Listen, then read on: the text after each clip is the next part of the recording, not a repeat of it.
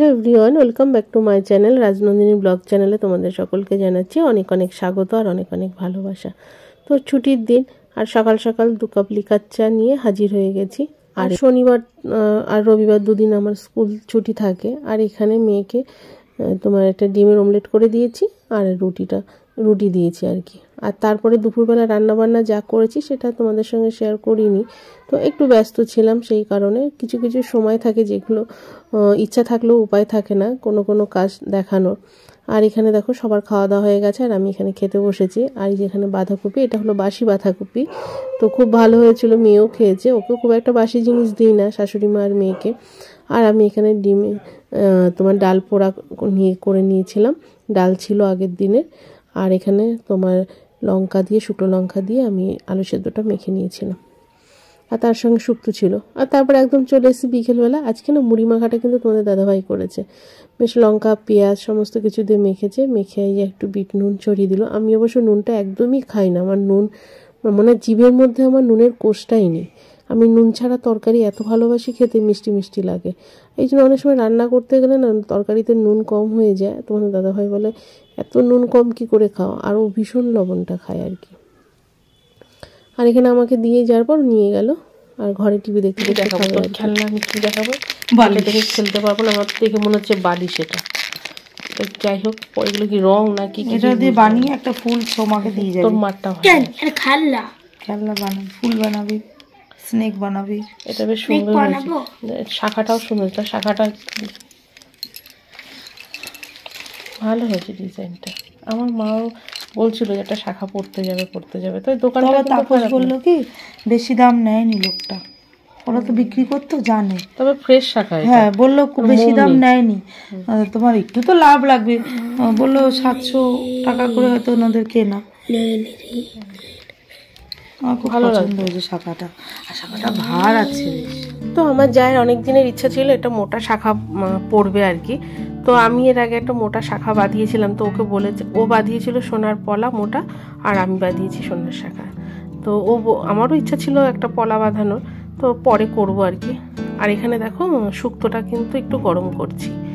আর আমি দুপুরবেলা কাঁচকলা আলুতে তরকারি করেছিলাম আর আমার যা শুক্তোটা দিয়েছিল, তো আমি ওর শুক্তোটা আর আমার কাঁচকলা আলুর তরকারিটা একসাথে মিশিয়ে দিলাম, কারণ আমার তরকারিতে না একটু হলুদ বেশি হয়ে গেছিলো। যাই হোক, খেতে কিন্তু ভালো হয়েছিল, টেস্ট কোনো রকমই পরিবর্তন হয়নি আর কি। ও ঘি দিয়েছিল, আমিও ঘি দিয়েছিলাম, তো ঘি একদম মমা করছে গন্ধে। আর এখানে তরকারিটা একটু গরম করে নিয়েছিলাম। তো যে কথা বলছিলাম, তো অনেক দিনে মোটা শাখা বাঁধানোর পরার খুব শখ ছিল, তো পড়তে গেছিলো মোটা, তা বললো হাতে খুব একটা ভালো লাগছিল না বলে ওই মিডিয়াম সাইজটাই নিয়েছে।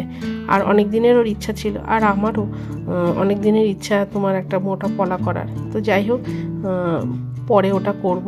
আগে তো শাখাটা তো বাঁধিয়ে নিলাম, আমার আবার বাঁধানো শাখাটা বেশি পছন্দ হয় প্লেন শাখার থেকে। আর ওর আবার বেশি মোটা জিনিস খুব একটা পছন্দ হয় না, লিমিট মতন জিনিসই বেশি পছন্দ করে, হালকার মধ্যে। আর আমার আবার একটু ভারী ভারী না হলে না ঠিক পছন্দ হয় না, অবশ্য যার যেটা রুচি আর কি। আর এখানে দেখো শুক্তোটা কিন্তু দুটো মিশিয়ে করেছি, তো বেশ ভালো হয়েছিল খেতে। আর এখানে কতগুলো বাসন পড়ে রয়েছে, দুপুরেরও বাসন রয়েছে, আর সেগুলো একটু মেজে নেবো। ওই যে বললাম না দুপুরবেলা কিছু রান্নাবান্না শেয়ার করিনি, তো যাই হোক তোমার দাদাভাইয়ের সাথে একটু আমার গন্ডগোল বেঁধে গেছিলো, তো সেই জন্য আর রান্নাবান্না কিছু শেয়ার করা হলো না। আর বাসনপত্র খাওয়া দাওয়ার পর সব ফেলে রেখে দিয়েছিলাম, তো কিচ্ছু করিনি। আর ওই যে কদিন থেকে ভাবছি যে একটু কোথাও বেড়াতে যাবো বলি। আর এখানে শাশুড়ি মার জন্য আমি কোথাও যেতেও পারি না, আর ওনাকে রেখে যাওয়া সম্ভব হয় না। তো সেই জন্য দুই এক কথায় বেঁধেও গেছিলো যে একদিনের জন্য যাব, ঘুরে চলে আসবো। মেয়েরও পরীক্ষা শেষ হয়ে গেছে, ও যেতে চাইছে, কিন্তু যাওয়া হয় না এই কারণে। আর কবে যাব বলো, একসঙ্গে 12টা বছর কেটে গেল, তারপরে এখন আলাদা থাকি, যে যার মতন থাকি, কারোর কোনো আগে পাচ্ছে তো কোনো কিছু কাউকে বলারও নেই আর কিছু দেখানোরও নেই। তা সত্ত্বেও কোথাও মানে গিয়ে যে একটু থাকবো সেটা আর হয়ে ওঠে না। আর তোমাদের দাদাভাই একদম ঘুরতে পছন্দই করে না। বাড়িতে যদি বেটা ছেলেরা যদি একটু ঘোরাটা পছন্দ করে, তবে বাড়ির বউদের কিন্তু একটু ঘোরা হয়। আর এই যে দেখো, আমার সংসারে না কাজ কমানোর লোকের থেকে না বাড়ানোর জন্য আমার শাশুড়ি মা একাই 100। আর এই যে দেখো, ফ্রিজের এই নিচের তাকটা খুলে নিয়ে আমাকে ধুতে লাগছে। 2-3 দিন আগে দেখেছি রাতের বেলা ফ্রিজ থেকে, রাত 3টে বাজে ফ্রিজ থেকে বের করে খাবার খাচ্ছে। তো ওনার এটা ভীষণ বাজে হ্যাবিট হয়ে গেছে। অবশ্য এটা বয়সের ক্ষেত্রে হয় হয়তো, জানি না আমার ক্ষেত্রে হবে কি না। তো রাতের বেলা ফ্রিজে দুধ ছিল, উনি মিষ্টি বের করতে গিয়ে দুধটা নাড়া লেগে যাই হোক পড়ে গেছে, তো শিকার যায়নি। পরে আমি দেখেছি যে এরকম দুধটা পড়ে যাওয়ার পর তো শুকিয়ে যায়, তো সেটা শুকিয়ে গেছিলো আর আমিও সময়ের অভাবে পরিষ্কার করতে পারিনি। তো আজকে রাতের বেলা ওটাকে বের করে পরিষ্কার করে নিলাম। তো পেট ভরে খাইয়ে সমস্ত কিছু গুছিয়ে টেবিলে সমস্ত শুকনো খাবার থাকে, তারপরেও যে কেন রাতের বেলা ফ্রিজ থেকে খাবার বের করে খায়, তো আমি এটা কিছুতেই হিসাব মেলাতে পারি না। এক এক সময় বলি যে টেবিলে ভাত রাখি, রুটি রাখি, সমস্তটা রেখে দিই, না রাখতে হবে না, কিন্তু শুকনো মুড়ি, চিড়ে, খই সমস্তটা থাকে, বিস্কুট সব কিছু থাকে। এই যে দেখো ফ্রিজটাকে আবার নতুন করে গুছিয়ে নিলাম। আর এই যে ফ্রিজের ওপরে এই যে টেবিল ম্যাট, এগুলো তো আমি এটা ফ্রিজেই রেখেছি, যে অনেক সময় তেল মশলা লাগলে ম্যাটের ওপরে লাগবে, কাচের ওপরে পড়লে একটু হলদে হয়ে যায়। তো এইগুলোকে সমস্তটা মুছে পরিষ্কার করে নিলাম। তো সেই কারণেই বলছি যে মানে কাজ বাড়ানোর জন্য আমার শাশুড়ি মা একাই 100। আর এই যে এই বেগুনগুলো সকালবেলা এনেছিল, একটু সস্তায় পেয়েছিল, তো এগুলো হলো, এই বেগুন ভাজা খেতে কিন্তু ভীষণ ভালো লাগে। আর তারপরে যে এখন করব হলো রুটি। আর তরকারিটা শুক্তোটা গরম করে নিয়েছি, তো মেয়ে বললো মা শুক্তোর সঙ্গে কিন্তু ডিম ভাজা করে দেবে। তা আমি বললাম সকালে ডিম খেলে আবার রাতেও ডিম খাবি? তা বললো আর অবশ্য আমরা ডিমটা খেতে ভালোবাসি। আর এখানে দেখো আটাটা একটু চেলে নিচ্ছি, কারণ এই আটা না চেলে আমার বললাম না যে এক একজনের এক একটা হ্যাবিট থাকে, কোনো কোনো কিছু ঠিকভাবে না করলে না ঠিক মনের মতো হয় না আর কি।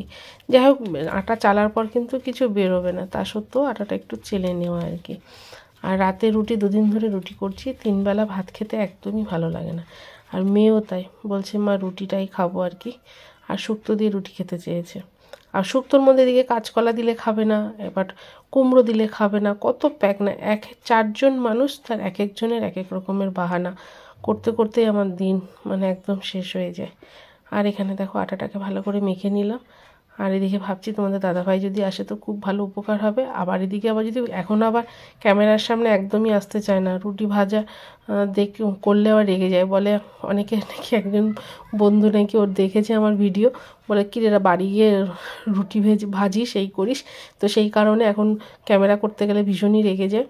তো যাই হোক দেখলাম ঘড়িতে 10টা বাজে, আমি এবার গেটের আওয়াজ পেয়ে দৌড়ে গেলাম, দেখলাম তোমাদের দাদাভাই ঢুকছে, তো ভাবলাম বেশ ভালোই হলো। এদিকে আটাটাকে ভালো করে ঠেসে ঠেসে মেখে নিলাম, তাহলে রুটিটা কিন্তু ভীষণ ভালো করে। আটা মাখতে আর বেলতে তো আমি পুরো এক্সপার্ট।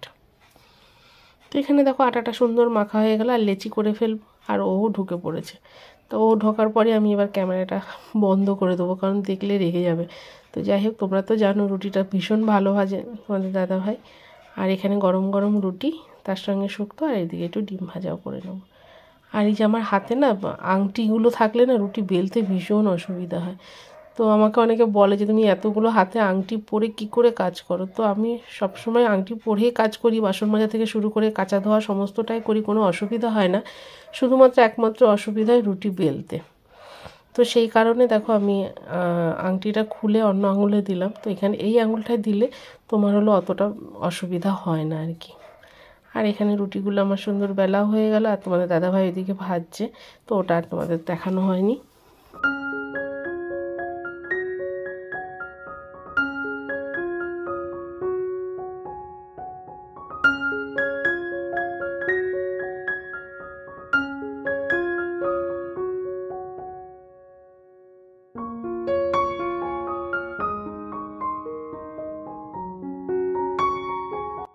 আর এখন দেখো সবাইকে গরম গরম খাবার পরিবেশন করে দিচ্ছি। আর আগাগোড়ায় আমাদের বাড়িতে গরম গরমই খাওয়া হয়, দুপুরের ভাতটাও গরম, সকালের টিফিনও গরম, আবার রাতেও গরম। তো যাই হোক চলো বন্ধুরা, আজকের মতন ভিডিওটা এখানেই শেষ করছি। আর ভালো লাগলে অবশ্যই লাইক কমেন্ট শেয়ার করো, আর খুব ভালো লাগলে আমার চ্যানেলটাকে সাবস্ক্রাইব করো, পাশে থেকো। তো দেখা হচ্ছে আগামীকাল ঠিক দুপুর 2টোয়। তো সবাইকে গুড নাইট।